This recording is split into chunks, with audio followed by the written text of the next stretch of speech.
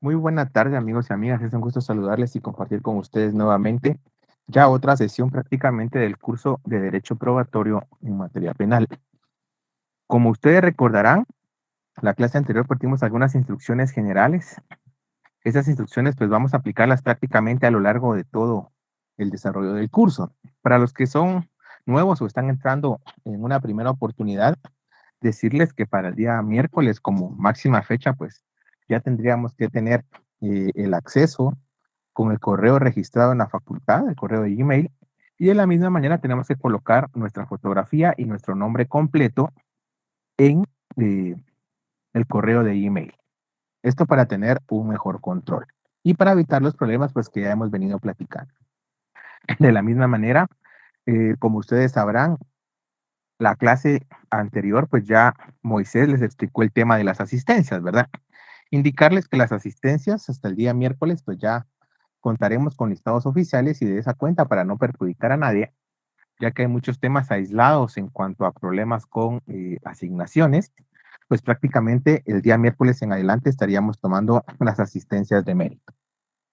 Sí, la clase anterior habíamos empezado a hablar sobre lo que eran los principios constitucionales y la importancia de los principios constitucionales radica en el hecho de que la constitución es el todo.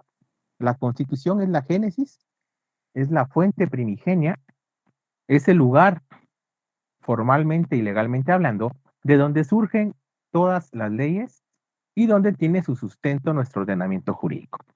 De esa cuenta, si la Constitución es la norma fundamental del Estado y a través de ella se van a plasmar los distintos derechos, principios, garantías o axiomas a través de los cuales se va a fundamentar nuestro ordenamiento jurídico, prácticamente pues la interpretación que se haga de la misma o el análisis de los principios que inspiran la misma nos sirve para entender de mejor manera sobre todo lo que es ya la materia penal y específicamente la prueba o el derecho probatorio en materia penal.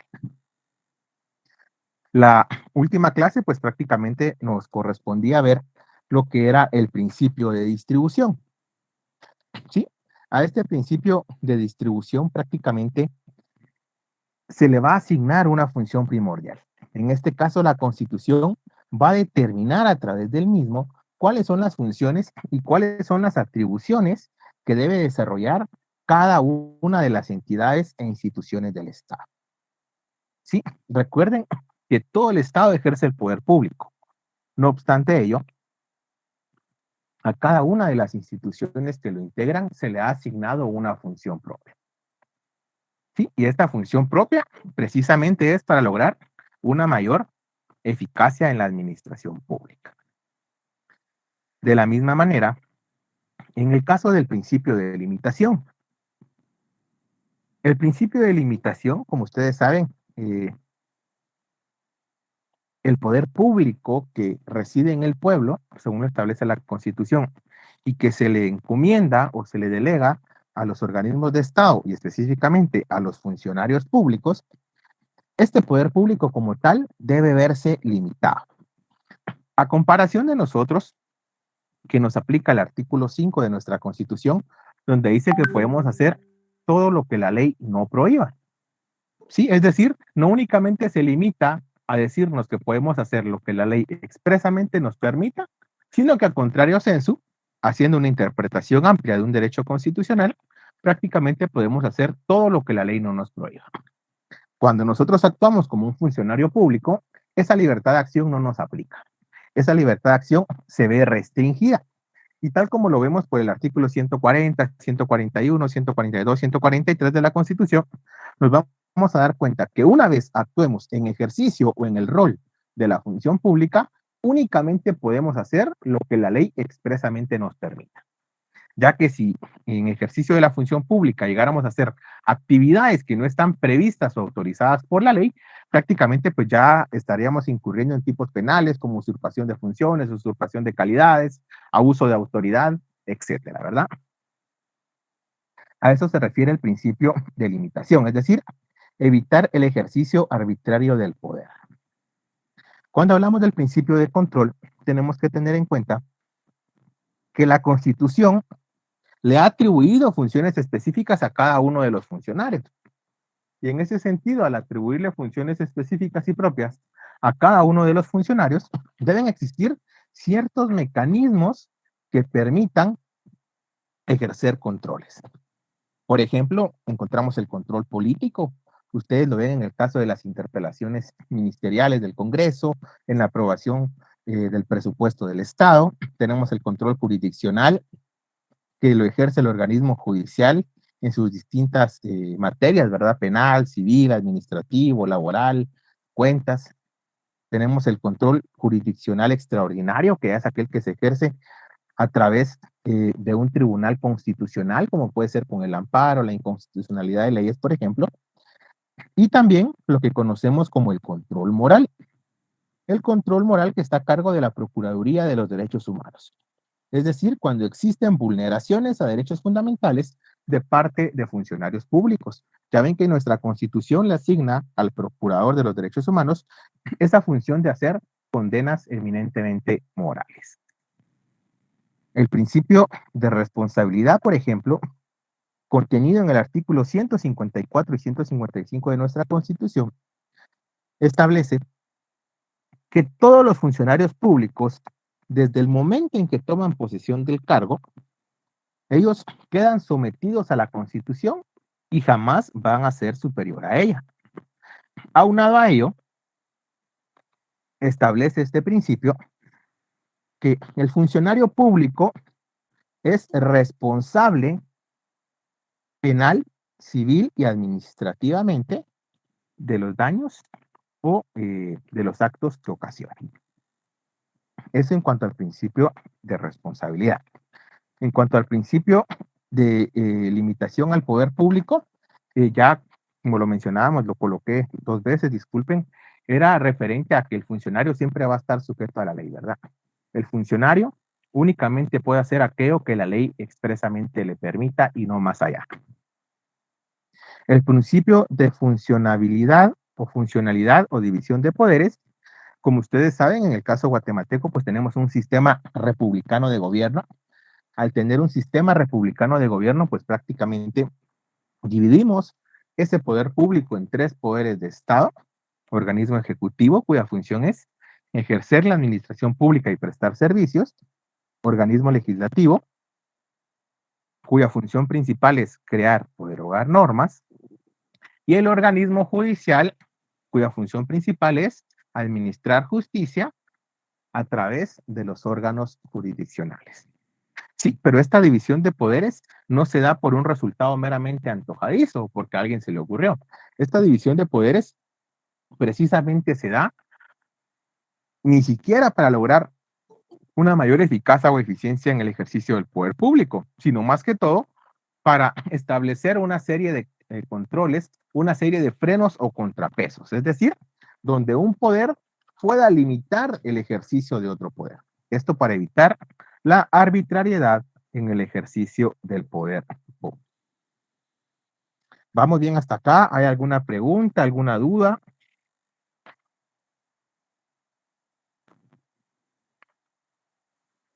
¿Está todo claro? ¿Quieren que repitamos algo? ¿Quieren que volvamos a tocar algún otro tema? No, Adelante. Lick, disculpe. Perdón, solo Candy, luego Joan y luego Fátima. Gracias. Lick, ¿cuál es la diferencia entre lo que mencionó de limitación y el de limitación de poder público? No, les mencionaba que era lo mismo, Candy. Yo por algún error coloqué perdón. doble ese principio hoy. Ok, gracias. Para servirle, Johan. Lo podría molestar, Lick, si podrías repetir el principio de control, por favor. Volverlo a explicar. Ya, con mucho gusto, Johan. Ahorita lo explicamos. Fátima. Muy amable.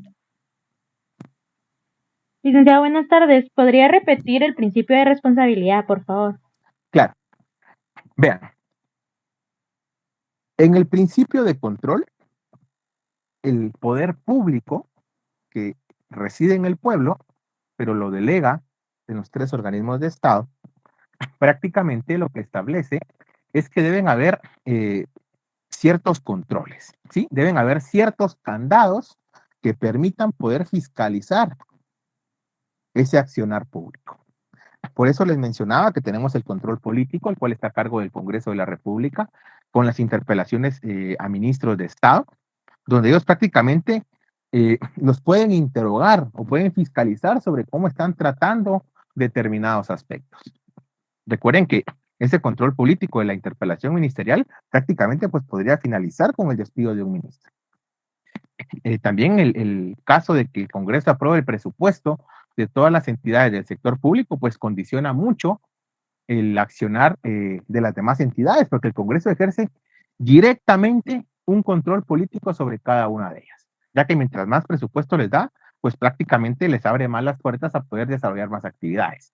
Si les da menos presupuesto, obviamente el control que está ejerciendo es más cerrado, porque está limitando el campo de acción de esas entidades.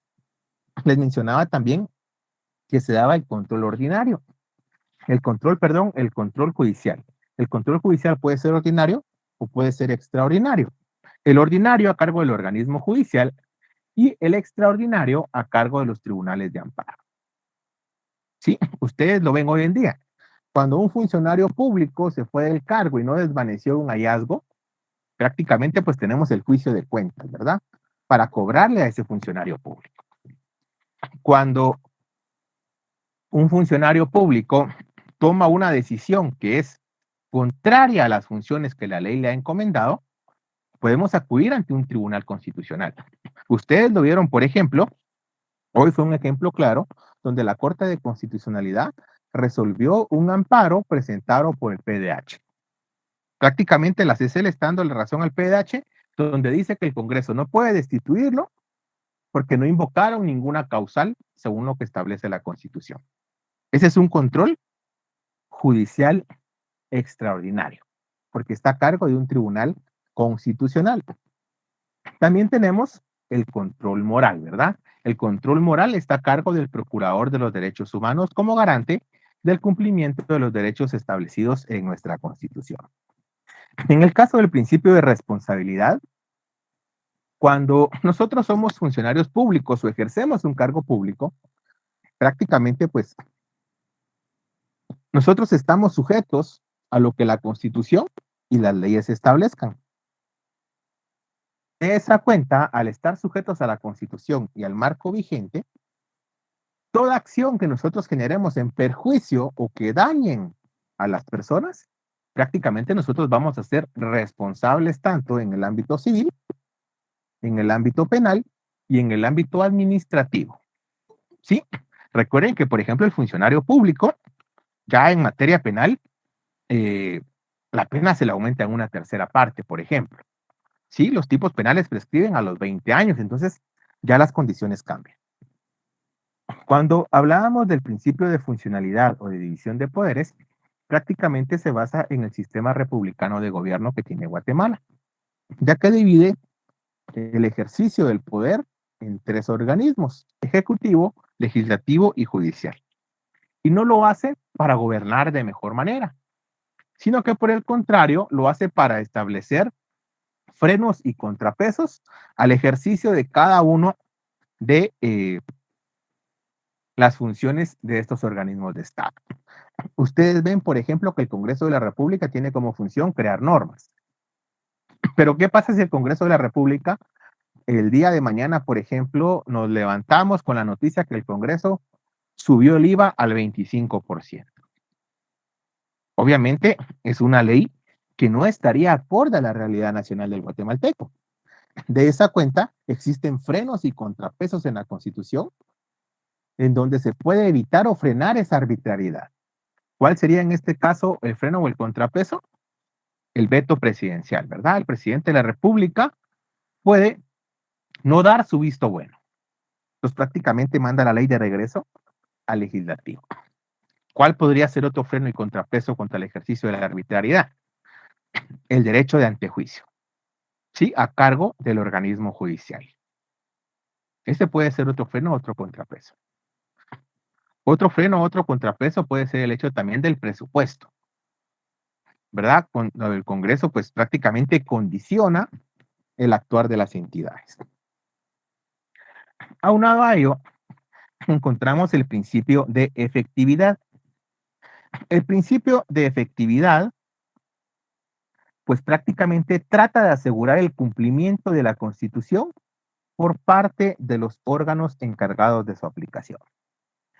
Esto a través de la imposición de sanciones en la misma Constitución. ¿Sí? ¿Cuál podría ser un ejemplo? Ustedes ven que la Constitución, por ejemplo, en el caso del presidente, establece que el presidente debe ser el encargado de velar por el cumplimiento de las leyes. Pero eso no exime a los demás funcionarios, ¿verdad? Todo funcionario público está obligado a velar por el cumplimiento de las leyes. ¿Qué pasa si un funcionario público no cumple con la ley? Ya en un primer momento se establece la responsabilidad que tiene, como puede ser ya ese proceso que existe para deducir responsabilidades de funcionarios públicos. Tenemos también el control de la Contraloría General de Cuentas y tenemos también la facultad que nos da a los gobernados de desconocer órdenes ilegales.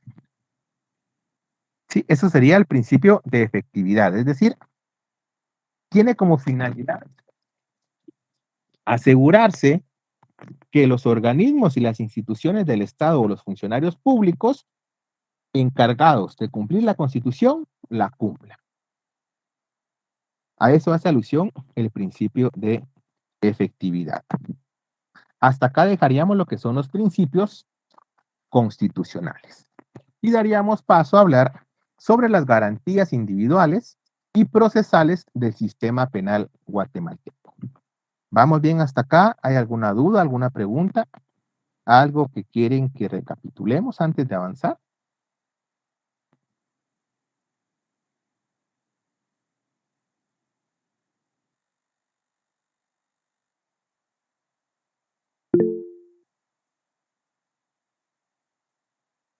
Daniel, adelante. Buenas tardes, licenciado. Una Muy pregunta. buenas tardes. ¿Compartirá algún material de apoyo durante el curso? Las diapositivas les voy a compartir, Daniel. Muy amable, gracias. Para servirle. Vean entonces, como ustedes saben, ya hablamos que la Constitución es esa norma superior, esa norma fundamental, ¿verdad? Que va a estructurar todo el sistema jurídico, en este caso, el sistema jurídico penal. Esa cuenta, tenemos que considerar que tanto la Constitución como los tratados internacionales en materia de derechos humanos, y específicamente en materia procesal, tal como se los coloqué en pantalla, deben observarse rigurosamente. ¿Sí? Esto para la investigación, persecución, juzgamiento o sanción de delincuentes. Ustedes se dan cuenta que la Constitución, pues prácticamente en sus artículos del 1 al 139, establece los derechos humanos fundamentales de las personas. Ya posteriormente en el artículo 44 y el artículo 46 establece lo que es el bloque de constitucionalidad y lo que es el control de convencionalidad. Para ir en orden, los derechos humanos son todos aquellos derechos que tiene la persona por el simple hecho de serlo. ¿Sí? Esos derechos son irrenunciables, son imprescriptibles, son inembargables. Reciben el apellido fundamentales cuando esos derechos humanos son regulados en una constitución. Ahí es donde se les denomina derechos humanos fundamentales, cuando esos derechos humanos son regulados o reconocidos en la Constitución. Cuando hablamos del bloque de constitucionalidad, prácticamente, como ustedes lo pueden ver, nuestra Constitución, en su artículo 44, abre la puerta para que, además de los derechos regulados y reconocidos por nuestra Constitución, formen parte de la misma todos aquellos derechos humanos de las personas no regulados en ella. Sí, el artículo 44 dice, los derechos y garantías que otorgan la Constitución no excluyen otros que, aunque no figuren expresamente en ella, son inherentes a las personas. Cuando hablamos del control de convencionalidad, nos tenemos que ir al artículo 46, donde prácticamente reconoce que en materia de derechos humanos, los tratados y convenios internacionales aceptados y ratificados por Guatemala prevalecen sobre el derecho interno. Ojo, es decir, prácticamente cuando Guatemala firma y ratifica por el Congreso un tratado, se vuelve parte de nuestro derecho, solo que están en una escala jerárquica superior, ¿verdad? Ya sabrán ustedes que la Corte de Constitucionalidad prácticamente estableció que aquí no hay ningún choque entre la Constitución y los tratados. Sí, la Constitución va a prevalecer. La Constitución se encuentra en lo más alto.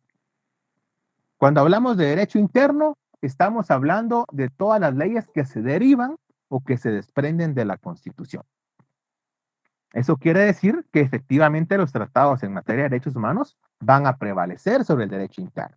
Pero la Constitución no es derecho interno. ¿Sí? ¿Estamos bien ahí? ¿Podría volver a explicar eso, Lick? Disculpe. Claro, Johan. A lo que quiero llegar es que en algún momento existió cierta duda respecto a si el artículo 46 ponía los tratados internacionales en materia de derechos humanos arriba de la Constitución, a la par de la Constitución o abajo de la Constitución. ¿Cómo salimos de la duda?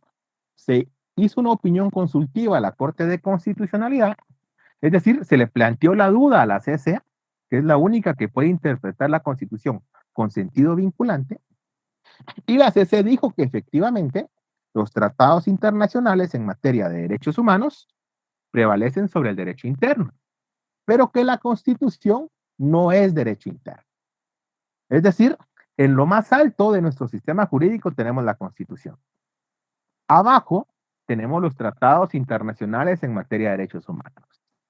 Ya después tendremos las leyes constitucionales, las leyes ordinarias, normas reglamentarias, normas individualizadas. Sí, es decir, sí hay armonía, porque los tratados sí prevalecen sobre el derecho interno, pero la Constitución no es derecho interno. El derecho interno van a ser todas las leyes que se desprendan de la Constitución. ¿Estamos ahí?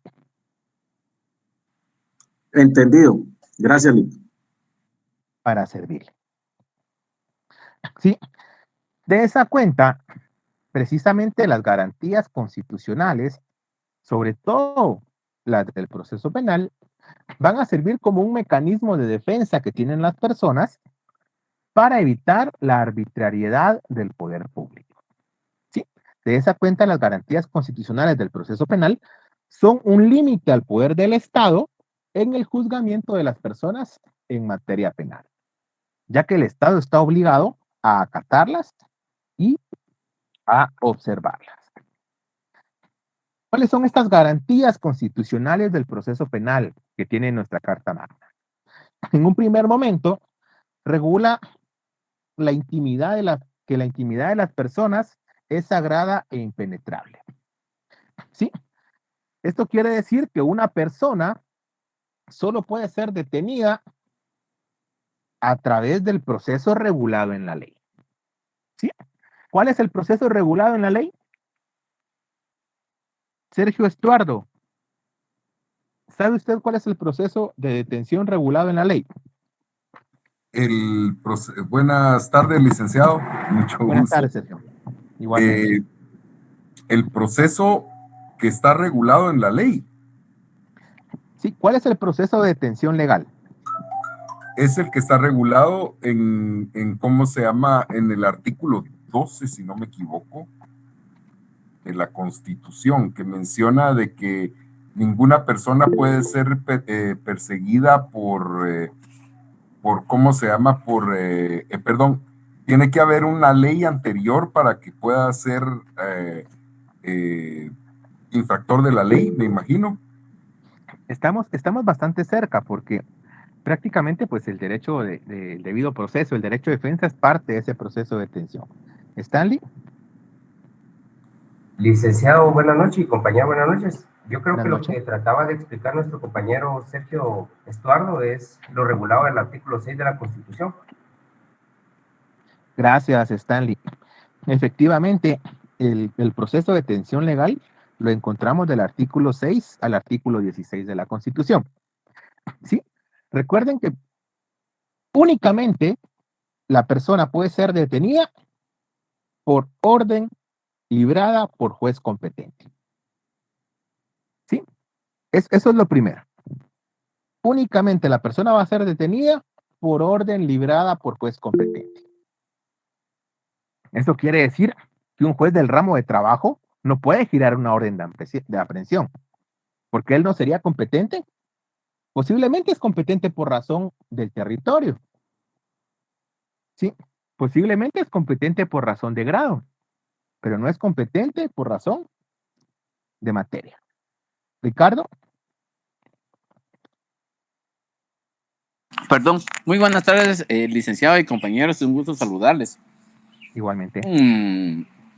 Licenciado, tengo una consulta y me genera una duda bastante grande. Cuando se está en torre de tribunales y o siendo juzgado por juez competente, ¿qué pasa con los medios de comunicación? Y yo soy ignorante, pero me imagino que estos señores son más ignorantes porque dan la noticia y enfocan directamente a la persona que está siendo procesada. Esto, al momento de ser yo, por ejemplo, si estoy siendo procesado y o juzgado, puedo demandarlos a ellos porque no tenían la autorización de venir y poner mi cara al público en las noticias. Perdone, licenciado, yo creo que estoy fuera del contexto, sin embargo, me generó esa duda ahorita que mencionó este tema. Muy bien, vamos a hacer un paréntesis solo para solventar su duda. Vea, a diferencia del derecho europeo, estamos, digamos, el caso guatemalteco responde a un código penal y un código procesal penal iberoamericano. Es decir, hay código penal y código procesal penal modelo, al cual toda Latinoamérica prácticamente pues lo siguió, ¿verdad? Como ustedes saben, nuestro código procesal penal es un modelo de Binder y de Meyer, ¿verdad? Pero ese modelo de los autores Binder y Meyer responde prácticamente al derecho penal sustentado por Eugenio Raúl Zaffaroni, que es la tendencia latinoamericana, ¿verdad? Ya la tendencia europea va con lo que es Klaus Roxin. A lo que quiero llegar, ellos van un poquito más allá. Ellos sí regulan lo que es el derecho a la imagen y el derecho a la intimidad, ¿verdad? En el caso guatemalteco, lamentablemente, Ricardo, no lo tenemos regulado. ¿Hay formas y mecanismos? Sí. sí los hay.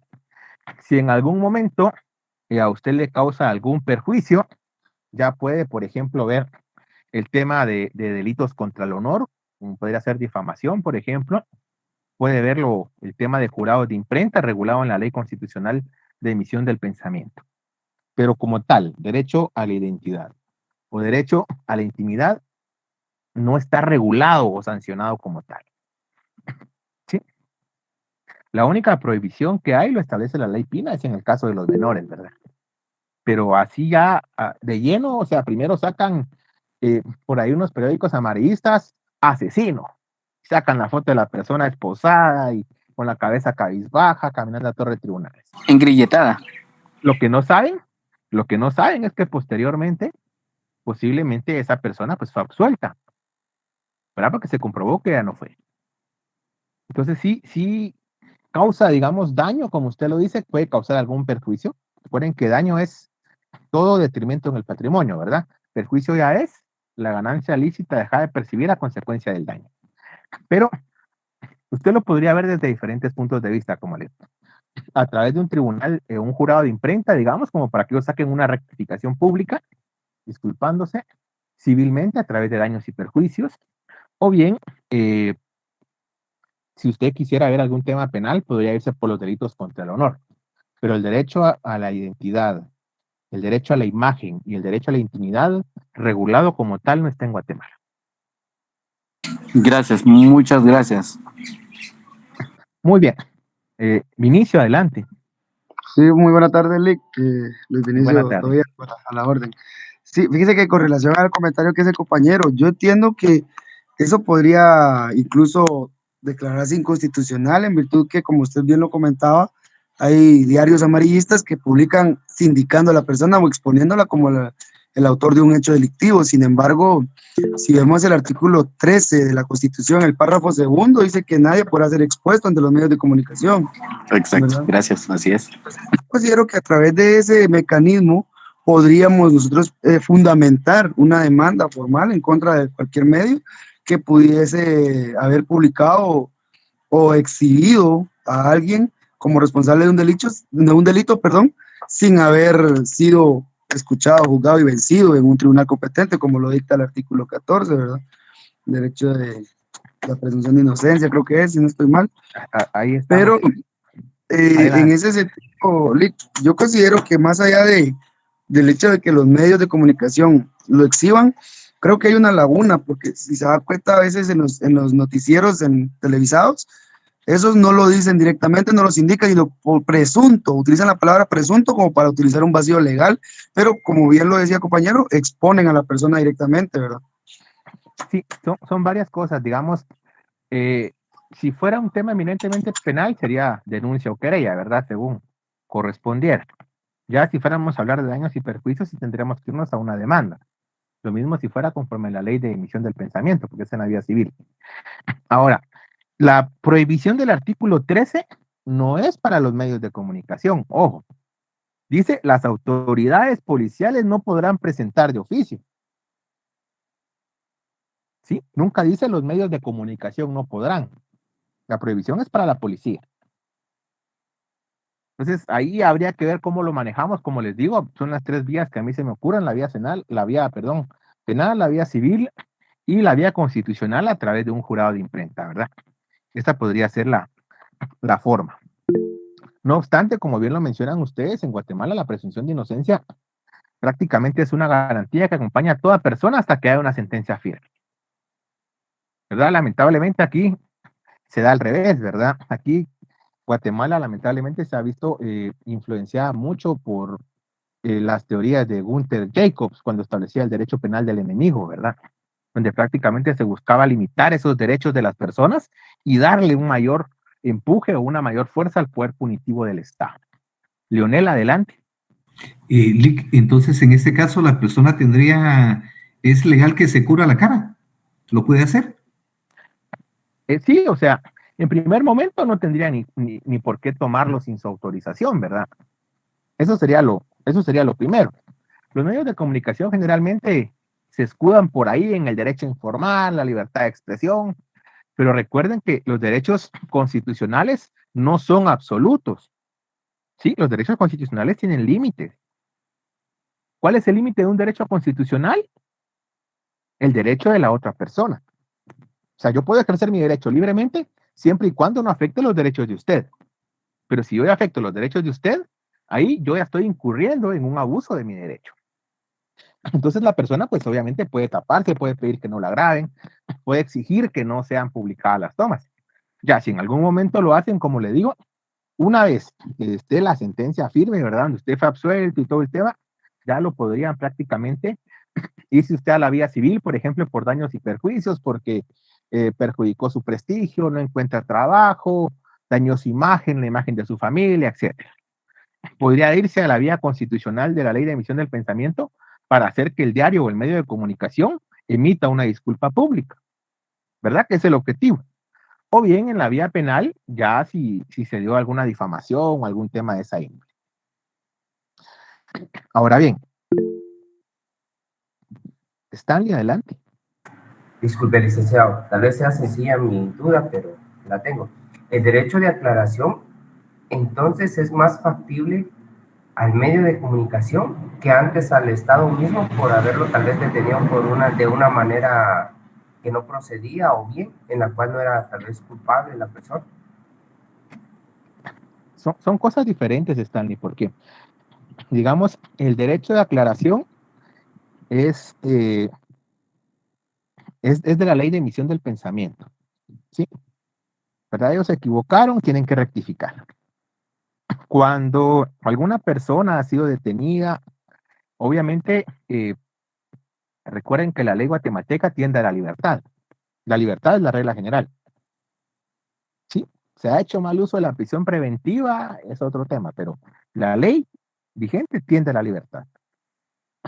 Sí, son causas muy justificadas para ir a la excepción que ya sería la prisión preventiva, pero en el caso de que una persona fue sometida y obviamente estuvo en prisión provisional, ya podría verse, digamos, un tema ante la Corte Interamericana de Derechos Humanos, por ejemplo. Pero recuerden que siempre está el principio de que el Estado actúa de buena fe. Somos nosotros los que tenemos que probar que actúa de mala fe. Y por eso es que se establece las garantías procesales, se establecen los medios de impugnación, se establecen los derechos de las personas. O sea, lo normal es que una persona quede en libertad, salvo aquellos tipos penales específicamente que no lo permiten, ¿verdad? Asesinato, violación, narcotráfico, etc. Pero eso ya será otro tema. Le agradezco. Bien, entonces regresando a la detención legal. La detención legal solo procede por orden de juez competente. ¿Sí? Solo por orden de juez competente. ¿Qué sucede después? Cuando lo detiene la Policía Nacional Civil, tiene que indicarle a la persona 3 cosas. Primero, qué autoridad dictó la orden de aprehensión. Segundo, por qué motivo se dictó la orden de aprehensión. Y tercero, en dónde va a permanecer recluido. Eso en forma inmediata, ¿verdad? Asimismo, le tienen que hacer saber sus derechos. ¿Cuáles derechos? Son 2 en específico.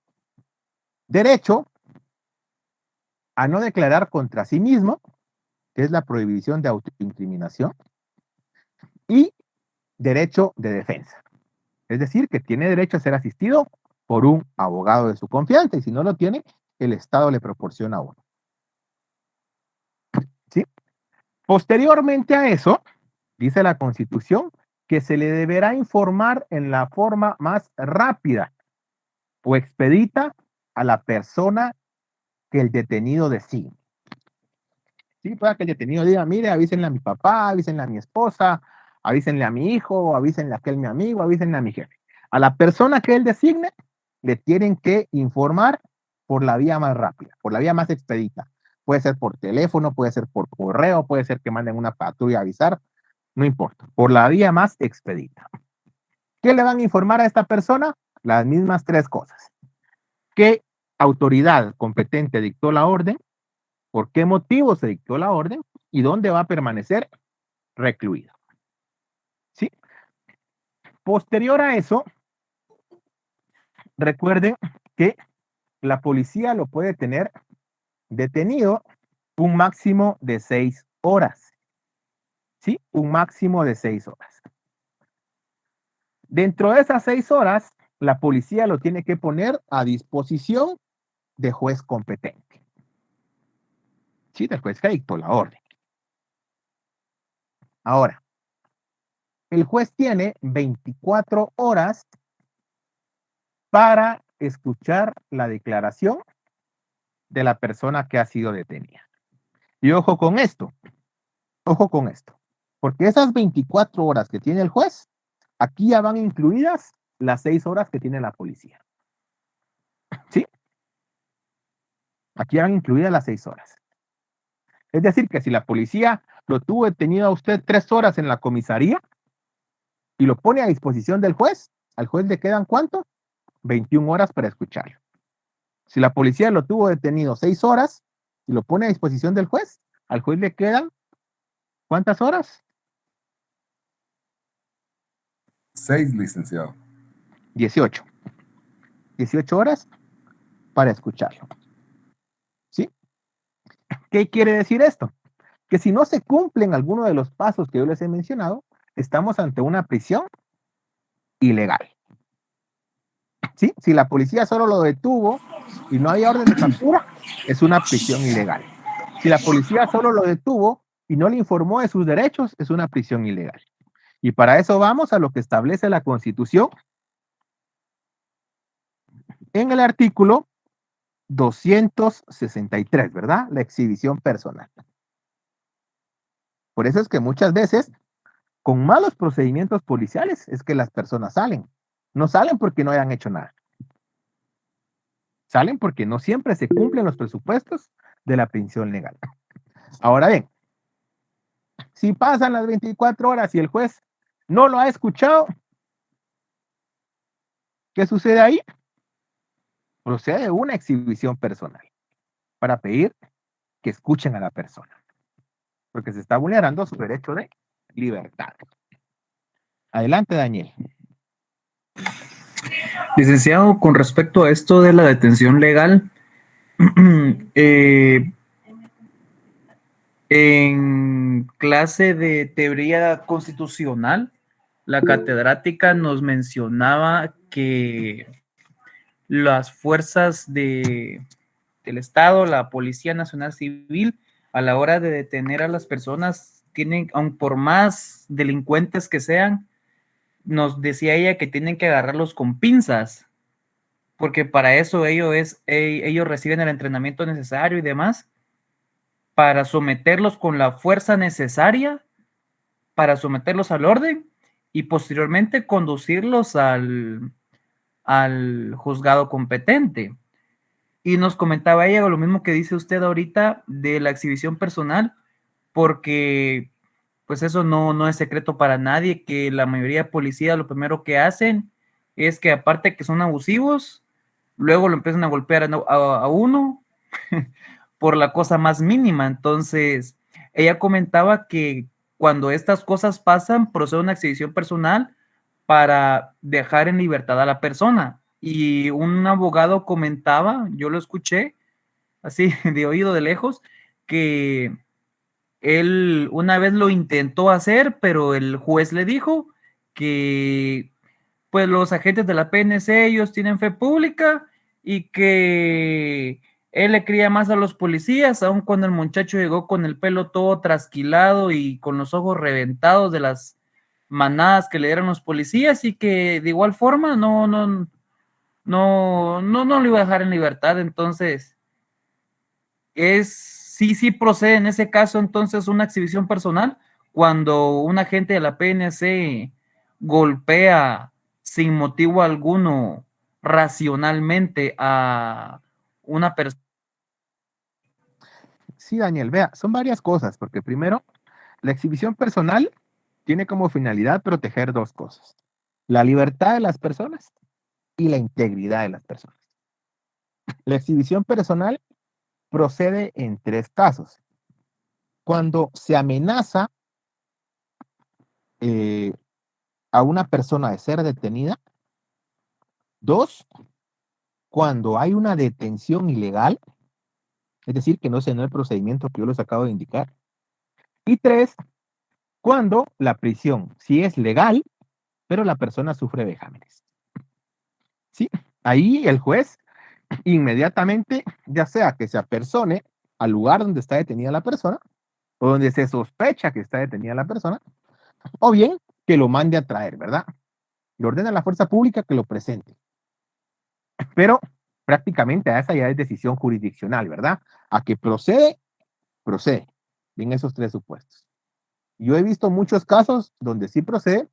Tuve la oportunidad de trabajar durante mucho tiempo en la Cámara de Amparo y Antejuicio de la Corte Suprema. Ustedes saben, la Corte Suprema es el máximo tribunal en materia de exhibición personal y prácticamente ahí se presentaban todas las exhibiciones. Hasta ahora, pues que hay un juzgado específico para exhibiciones, ¿verdad? Pero prácticamente la Corte sí mandaba a verificar esos extremos. Y si la persona había sido detenida y no había una prisión legal, obviamente la persona pues quedaba en libertad. Ahora bien, si la persona estaba sujeta a detención porque la agarraron por orden de juez o por flagrancia y el juez ya se le pasaron las 24 horas y no lo escuchaba, automáticamente lo que hacía el juez es que se le ordenaba que el juez lo escuchara sin más demora. ¿Sí? Otro elemento que tenemos que considerar es que la excepción a la orden de aprehensión dictada por el juez competente es la flagrancia. ¿Sí? Recuerden que hay flagrancia según el Código Procesal Penal cuando agarran a la persona cometiendo el delito o cuando la agarran momentos después, pero le encuentran los utensilios del delito. Sí, le encuentran el arma, le encuentran los teléfonos, los relojes, las billeteras, manchas de sangre, etcétera, ¿verdad? Es decir, en el momento o después, pero la encuentran con los elementos del delito. Ahí sería la flagrancia. Lionel y luego Elka. Sí, en el caso que menciona el compañero de estos maltratos, ¿podría ahí manejarse tortura o tratos crueles e inhumanos? Habría que tratar de encuadrar el tipo, Lionel. Si el tipo encuadra con su verbo y todas las circunstancias o los elementos objetivos y subjetivos del tipo, podría ser. ¿Sí? Podría ser. No obstante ello, habría que ver la finalidad, porque la tortura está sujeta a una finalidad, ¿verdad? Habría que ver si no se podría encuadrar, por ejemplo, algún tipo de lesiones, algún tipo de faltas, etcétera, ¿verdad? Incluso hasta una tentativa de homicidio podría haber por ahí, dependiendo el grado de golpes, el lugar donde lo golpearon o qué lo golpearon, etcétera, ¿verdad? Ya, es más fácil por ahí. Gracias, Lick. Gracias. Para servirle. Elka. Hola, Lick. Buenas noches. Buenas noches. Como una dudita. Eso, regresándolo a los plazos. 24 horas. ¿Qué pasa cuando hacen motivo de detención? ¿Sí es verdad que interrumpe los plazos? Fíjese que realmente es el mecanismo utilizado por los jueces de garantías para interrumpir el plazo. Y eso es lo común que usted va a ver en todo el sistema de justicia guatemalteco. Los jueces únicamente entran a motivar a la persona, a hacerle saber el motivo de su detención y hacerle saber el motivo de su detención y los derechos que le asisten. Fíjese que está fundamentado porque ya la CC se ha pronunciado. Han habido muchos amparos en contra de le denominan prisión ilegal, ¿verdad? Porque dicen que no es una prisión legal, no es una prisión preventiva per se, pero ya la CC dijo que como es una prisión dictada por juez competente, sí es una prisión preventiva, es una prisión legal. No como dice nuestro querido juez Galvez, ¿verdad? Prisión provisional, eso sí no existe. Prisión preventiva. Pero sí, ya la CC sentó doctrina en que sí se interrumpa el plazo en materia penal. Porque muchas veces el hecho de que el juez no escuche a un detenido no responde a negligencia del juez, ¿verdad? O sea, ustedes van a ver la torre de tribunales un viernes en la noche, un sábado en la noche, y ustedes van a encontrar que hay 50 personas detenidas, ¿verdad? Y únicamente hay un juez de turno. Entonces es imposible que el juez lo escuche dentro de las 24 horas. Entonces lo que hacen es únicamente motivar y luego ya lo remiten al competente. Lo mismo pasa en Maina, lo mismo pasa en Miami. A nivel república pasa generalmente. Incluso habían problemas donde, imagínense que era fin de semana, el lunes era sueto o feriado, y en la localidad no había un juzgado de faltas, ¿verdad? Muchas veces la persona pasaba detenida 3, 4 días y no había sido escuchada. Por ahí pegaba muchas exhibiciones personales, apercibiendo al juez a que debía escucharlo. Porque eso es otra cosa. Cuando se declara con lugar una exhibición personal, en este caso, como el que usted menciona, donde ya pasaron las 24 horas y la persona no ha sido escuchada, o no ha sido motivada, en esa interpretación amplia que hace la CC, el Tribunal de Exhibición Personal le ordena al juez bajo su responsabilidad que lo escuche, bajo la pena de certificarle lo conducente por desobediencia.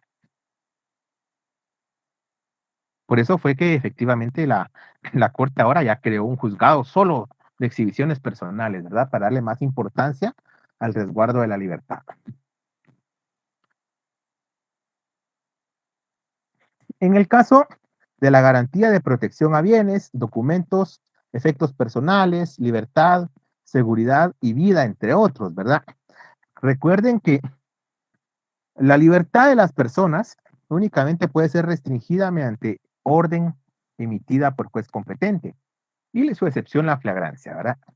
Lo mismo, para poder limitar en el goce de un derecho a la persona, como puede ser el ejercicio de sus bienes, por ejemplo, efectos personales, tiene que ser mediante orden judicial.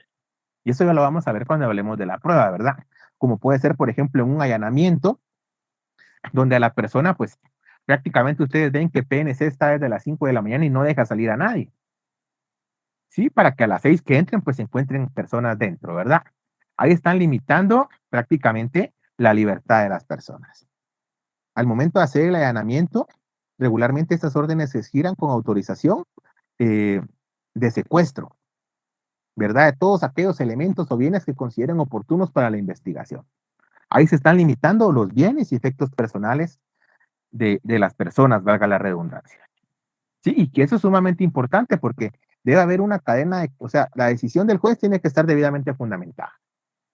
Sí, cuando las autoridades secuestran bienes, secuestran efectos personales, debe estar debidamente documentado, debidamente autorizado. El Ministerio Público levanta un acta de allanamiento. En el acta de allanamiento hace constar los bienes que están secuestrando.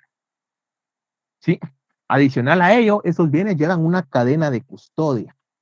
Esa cadena de custodia debe velarse porque se cumpla y no se rompa, ya que si no, esos bienes al momento de incorporarlos al debate no van a ser objeto de prueba, no van a poder ser valorados porque no se siguió el procedimiento para que fueran incorporados al proceso y valorados ya en debate.